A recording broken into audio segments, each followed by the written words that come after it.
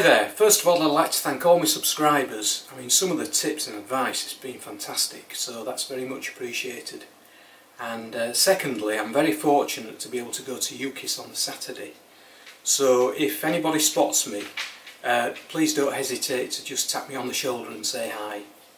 So having had a go at my first lidded box the other week, I got some really good tips and advice. One was from Paul Lockwood, and he advises that when you put the tenon on the top, to make that tenon as wide as possible, because that allows you to use more wood to enable you to shape the top. My tenon was quite small in diameter and I ended up making that shape. So that's a good tip. The second one was from Lee Waterman, and he advises that when he makes his boxes, rather than putting the tenon on the base, he puts his tenon on the lid, and that enables him to have a base with sort of thinner sides. So that's a good idea. So what I'm going to do is to set myself another challenge, and I think this is going to be quite a difficult one, because I'm going to make another lidded box out of Spalted Beech. I'm going to take on the advice of Paul Lockwood, and that is to create a bigger tenon on this side. But where the lid and the base join, rather than make the mortise and tenon out of wood, I'm going to try and make a mortise and tenon joint out of pewter. I'm not sure I'll be able to take the advice of Lee in terms of making the tenon, the pewter tenon for the lid. So I might end up making it sort of like that type of style, but certainly I want to have a pewter rim there and a pewter rim there. So we'll see how we get on. So I've just turned this down using roughing gouge, and I've used the skew chisel to put a reasonably good finish on it. So now I'm just going to put some tenons on each side. There's a tenon there, and I'll just finish this one off.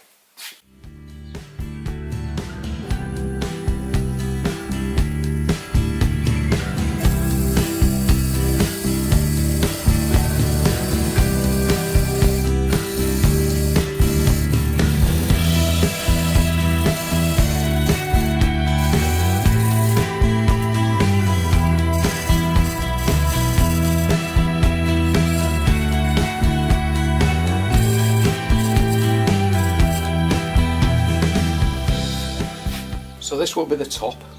I've measured about 1/3 in. I'll just part the top.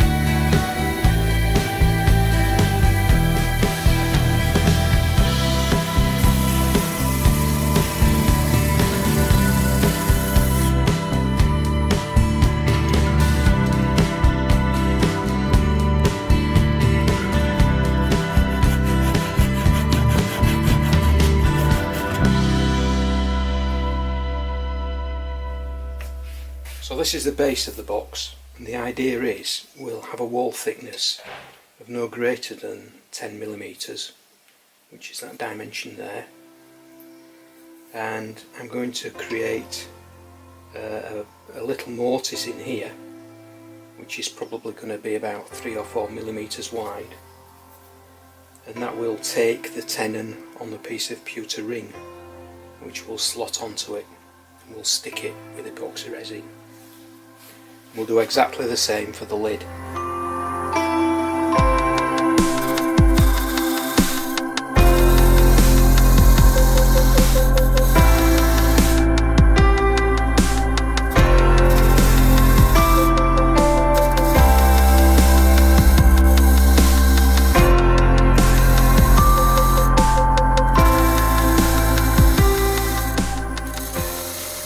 Okay, so I'm just going to have a go at some back hollowing. I've never tried this out before, but I've just looked at one of Paul Lockwood's videos on YouTube, and he sort of like talks you through the process, which looks fairly straightforward, but I'm not too sure I'll be able to do it, but we'll give it a try and see what happens.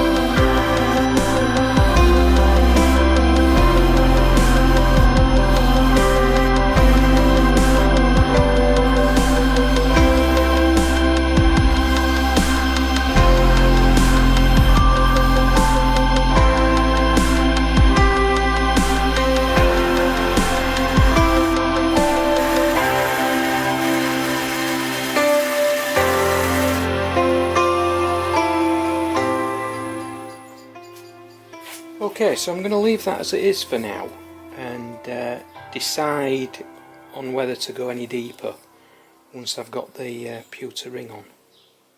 So I'll do something similar on the top.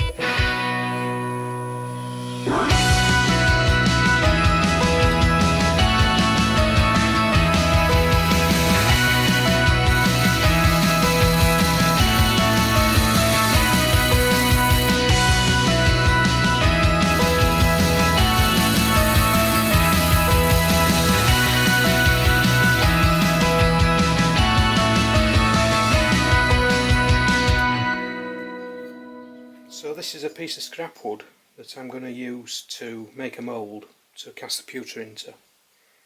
So these lines here denote just the outside edge and the inside edge, and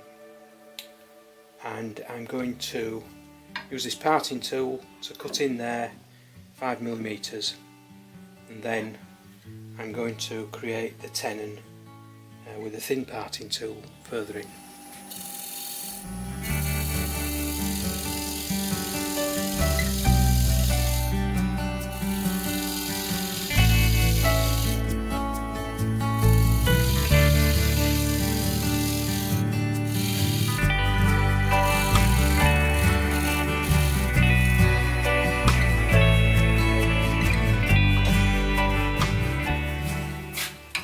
Here we'll just cut the tenon.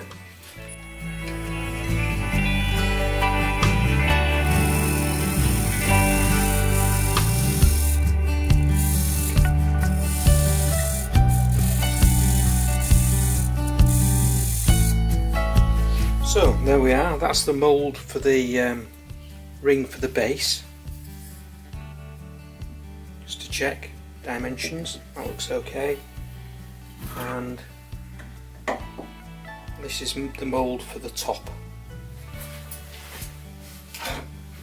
And again, if we just check dimensions, fits okay. So I used pewter beads, and I've just put some in the recess just to work out roughly how much I need. So I think that should be good enough. All that in there. And I need to check that this is level, otherwise the pewter won't run right.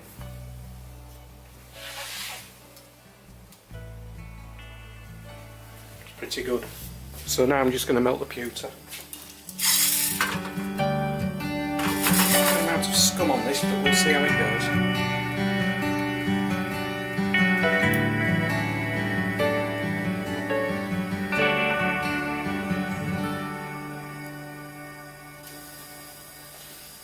Perfect.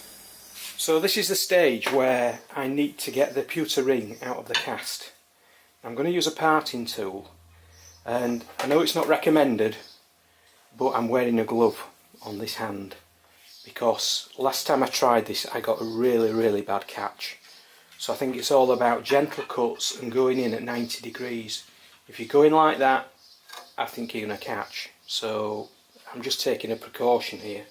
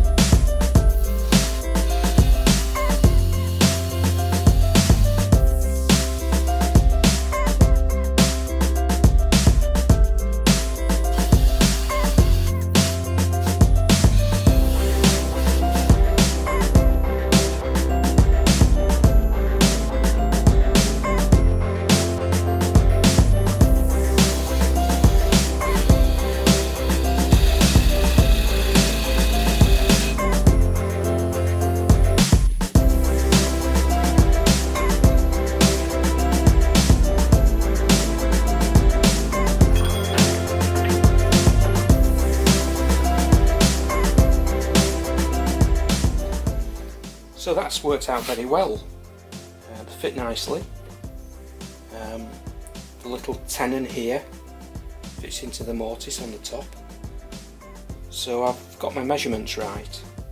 What I want to do now though is to just slightly true up this outer edge, because I want that to be really flat so there's no gap. If you look there at the moment, there is a very slight gap between the wood and the metal, so I want to try and sort that out. I might be able to do that on the 50mm jaws. Well, I've ended up swapping the jaws for 35mm, so I'm just going to true up that outside edge there.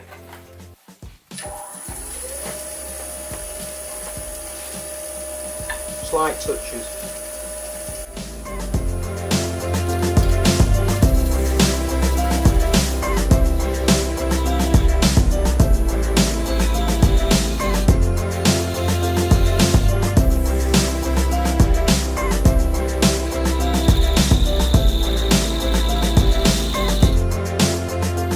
Also decided to true up the inside of this pewter ring.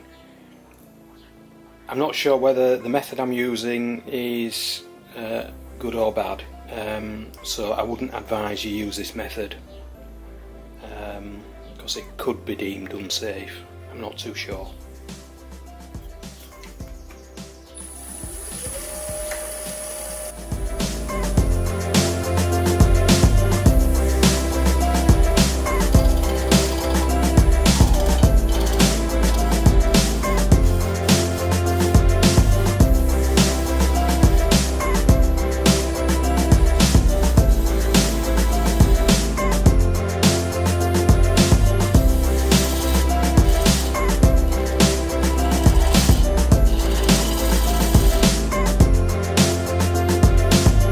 So I'm really happy with the fit so far, no gaps, really nice and flush. So what I need to do now is stick these in with epoxy resin leave them overnight, and I'll get back to you. Okay, so the pewter rings have now stuck onto the wood, so I'm going to use this round nose scraping tool just to clean up the front and the sides.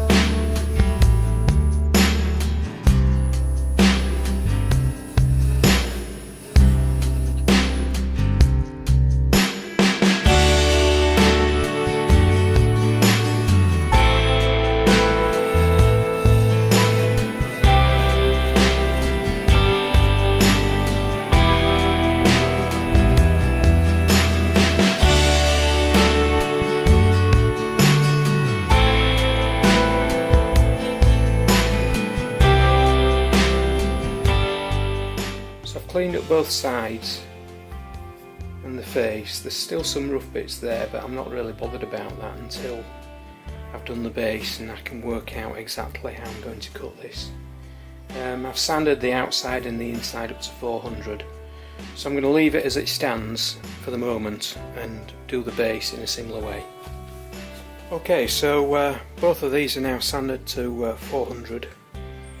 And I've decided I'm going to put the tenon on the lid, so I'll do that first and then we'll cut this out to fit.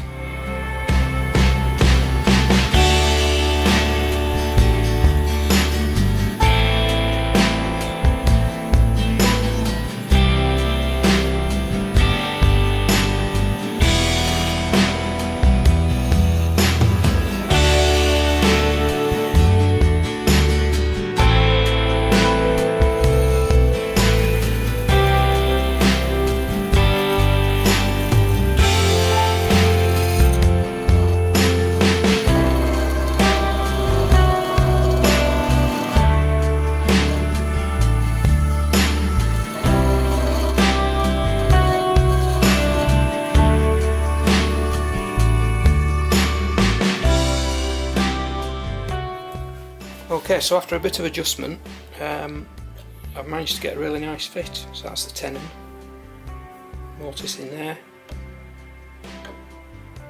And what I'm going to do now is put a couple of coats of sanding sealer on, put some Yorkshire Grit on, get the pewter really polished up with the Yorkshire Grit, and then some Hampshire Sheen high gloss.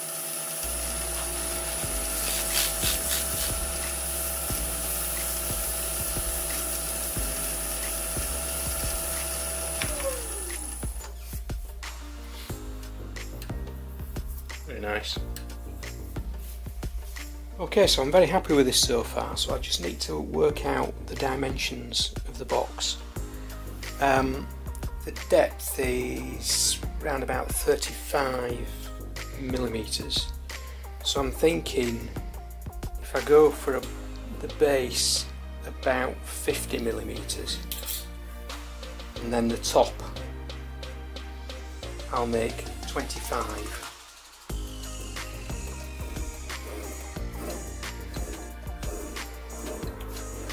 So I've just parted off the base and put it on these mini coal jaws. So now I'm going to just finish off the base and put the maker's mark on. Nice light cuts, and watch out for the coal jaws.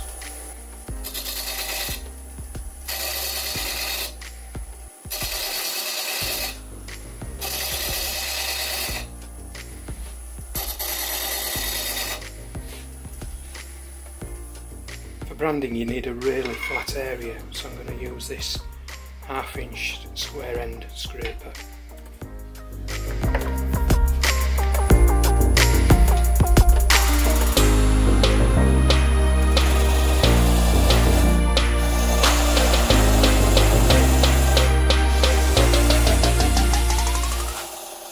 So this is the base, which I'm very happy with. and I've put the top on these cold jaws, and now I'm going to shape the top using a combination of spindle gouge and bowl gouge.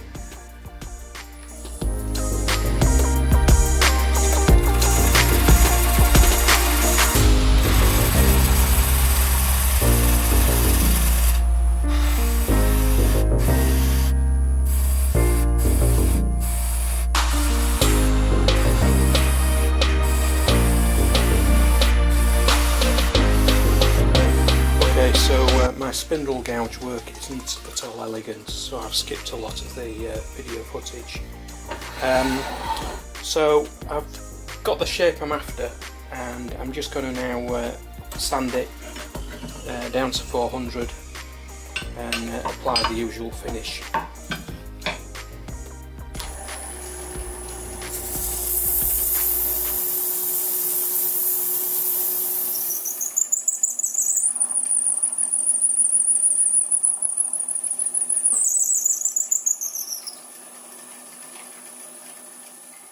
Okay, so having finished the piece, I've decided I'm not happy with the finish.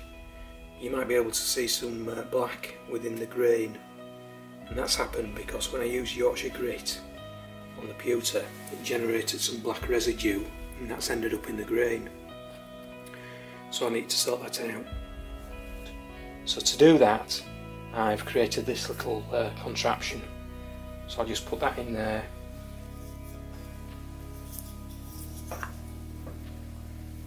That in there.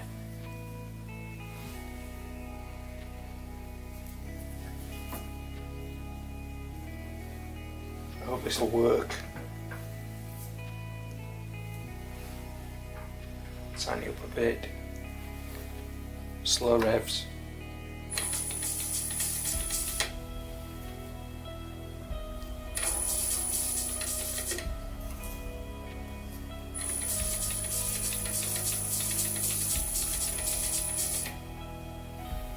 Okay, so I'm just going to resand it and finish it off again in the usual way.